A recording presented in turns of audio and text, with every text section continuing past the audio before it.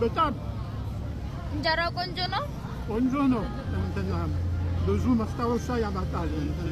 የኢትዮጵያ ናፍቆት የሀገራችሁ የምግባችሁ ናፍቆት ስለሚኖረኝ ደግሞ የጤፍ ብቻ ነው እንጀራው የጤፍ ብቻ ነው።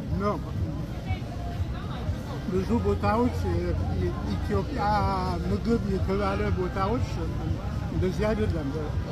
በብዛት ስንዴ ነው፣ ይከብዳል። ጥሩ አይደለም። ለጤናም ጥሩ አይደለም። ለዛ ነው እኛም ቢዝነስ የጀመርነው። ሳየው እንደዚህ ደስ ይለኛል።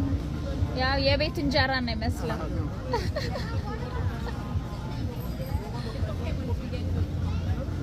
የምትወደው ምግብ ሽሮ ነው? ሽሮ ነው የምትወደው? አዎ።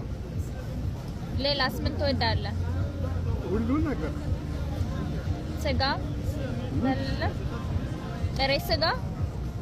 ጥሬ ስጋም፣ የተበሰለ ስጋ፣ የተጠበሰ ስጋ፣ የወጥ ውስጥ የሆነ ስጋ፣ የወጥ ስጋ ማንኛውም ደስ ይላል።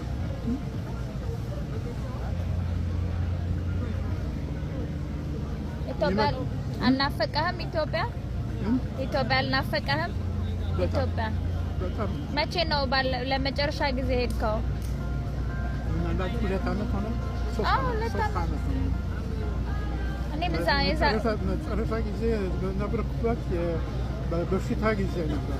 በሽታ ዘመን የኮሮና ጊዜ ሁሉን ነገር ተዘግተው ነበር፣ ተከከለ ነበር ምንም